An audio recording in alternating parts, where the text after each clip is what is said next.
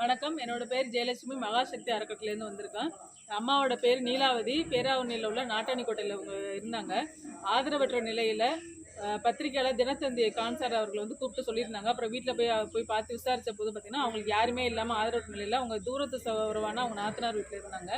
அவங்களும் ரொம்ப வயசான நிலைமை இருக்கும்போது பார்த்துக்க முடியாத சூழ்நிலை, நீங்கள் எங்கேயாவது உங்களை சேர்த்து விடுங்கம்மா ஹோமில் அப்படின்னா அவரை உடனே இன்றைக்கி அறந்தாங்களோட சந்திரசேகர் சார்ட்ட கேட்டபோது நீங்கள் அழைச்சிட்டு வாங்கம்மான்னு சொல்லியிருக்காங்க. இவங்க கடைசி காலம் வரைக்கும் இவங்களுக்கான எல்லா வசதியுமே, இவங்க சாப்பாட்டு வசதியிலேருந்து மருத்துவ வசதி எல்லாமே சந்திரசேகர் சார் பார்த்துக்கணும்னு நான் தாழ்மையோடு கேட்டுக்கிறேன். கடைசி காலம் வரை இந்த அம்மா இங்கே தான் இருப்பாங்க.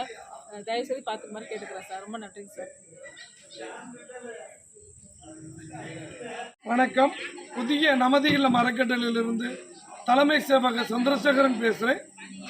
மகாசக்தி அறக்கட்டளையிலிருந்து மேடம் ஜெயலட்சுமி மேடம் எனக்கு ஃபோன் பண்ணியிருந்தாங்க.